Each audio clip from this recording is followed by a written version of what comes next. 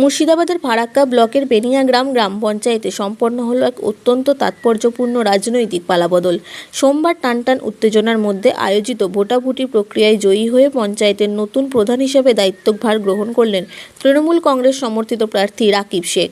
এই জয়ের মাধ্যমে পঞ্চায়েতের ক্ষমতার মসনদে তৃণমূল কংগ্রেসের একচ্ছত্র আধিপত্য প্রতিষ্ঠিত হলো বলেই মনে করছেন স্থানীয় রাজনৈতিক পর্যবেক্ষকরা।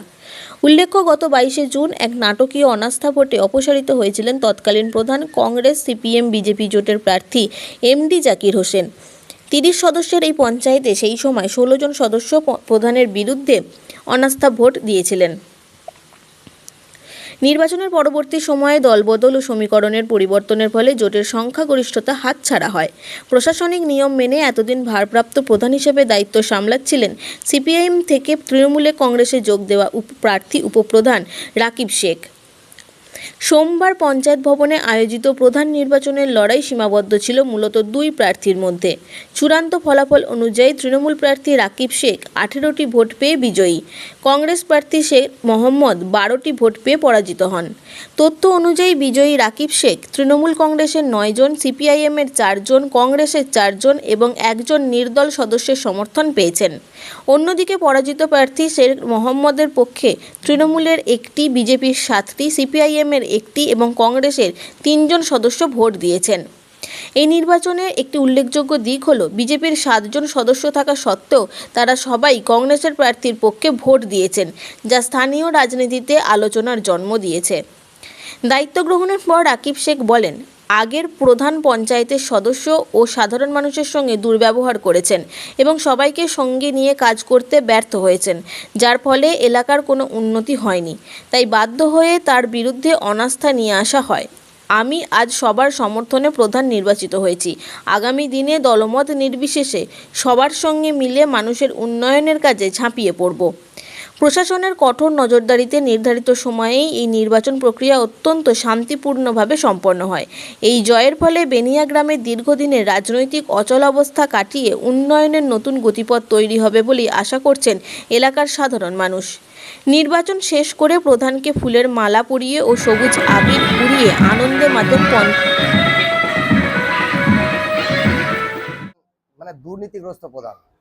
পুরো এই যে 2.5 বছর প্লাস হয়ে গেল, এই পঞ্চায়েতের কোনো উন্নতি নেই, পাবলিকের কোনো রকম সেবা সেরকমও দিতই না বলেই ওনার ক্ষেত্রে আমরা অনাস্থা ডেকেছিলাম, যেটা বোর্ড আজকে আমরা গঠন করলাম।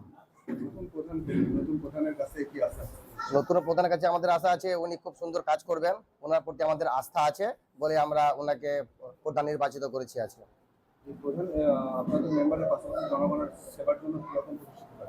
না, ভালো, অবশ্যই ভালো। আমাদের পঞ্চায়েত 30 জন মেম্বার, 30 জনের মেম্বারের মধ্যে আমাদের রাকিব শেখের পক্ষে 18 জন, কংগ্রেস, সিপিএম, তৃণমূল নির্দল মিলে। আর বিরোধী পক্ষে যেটা ভোট, ওনারা 12টা ভোট পেয়েছেন। ওখানে বিজেপির 7টা আর 5টা হচ্ছে আপনার কংগ্রেসের। এই 12 জনের ওনারা বিরোধী পক্ষে ভোট পেয়েছেন। বিজেপি আর কংগ্রেস মিলে ওনারা বিরোধী করে। অবশ্যই খুব খুশি আমরা, খুব এরকম প্রধান পেয়ে আমরা খুব খুশি। হ্যাঁ, এর আগে যে প্রধান ছিল ওটা তো তার আজকে তো তার রেজাল্ট বুঝতেই পারছেন, যার জন্য আমাদের অনাস্থা করতে হয়েছিল। সে কংগ্রেসের ছিল। এটা এখন যিনি হয়েছেন উনি অ্যাকচুয়ালি আমরা সর্বদলীয় করেছি, আচ্ছা ঠিক আছে। এই জন্য আজকে আমরা কোনো রকম পার্টির কোনো নাম নিতে চাইছি না, কোনো সিম্বলের কথা বলতে চাইছি না।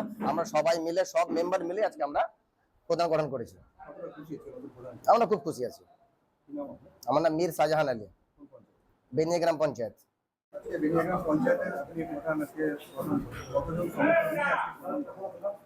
আমাদের বেনিয়াগ্রাম পঞ্চায়েতের 30 জন সদস্য, এর মধ্যে আমার পক্ষে 18 জন সদস্য ভোট করেছে, বিরোধী পক্ষে 12 জনের ভোট করেছে।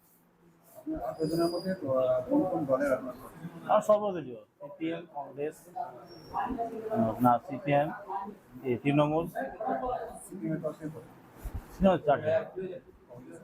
কংগ্রেসের 2 জন, নির্দল 1 জন, তৃণমূলের 10 জন, 9 জন।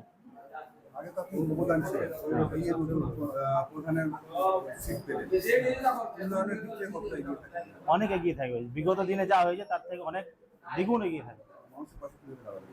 ভালোভাবে মানুষের সহযোগিতা করতে পারি, ওভাবে পাশে দাঁড়াবো। আগে প্রধানের উপরে আপনাদের দাবি ছিল যে তিনি ঠিক করে কাজ করেন না, মেম্বারদের সঙ্গে একত্রভাবে কাজ করেন।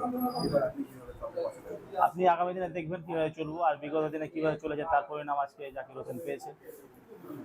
কেন জাকির নিয়ে আজকে প্রাথমিক প্রধানের নিয়ে আপনার অবস্থা নিয়েছে? অনাস্থান ইসলাম ও পঞ্চায়েত রেঞ্জের বাপ্পার পৈতৃক সম্পত্তি ভেবে নিয়েছিল। মেম্বারদের কোনো কথা শুনছো না, কোনো কাজ হচ্ছে না এলাকায়। আসলে ওদেরকে মেম্বারদেরকে চিঠি দিয়ে কাজ করতে হবে, মৌখিক কোনো কথা শোনা যাবে না, এইভাবে হয়রানি করতো মেম্বারদের। তার থেকে আপনি নোটিশ করেছেন, কেমন লাগছে? ভালো লাগছে। না, রাকিব শেখ, কোন পঞ্চায়েত? মেনে গেলাম।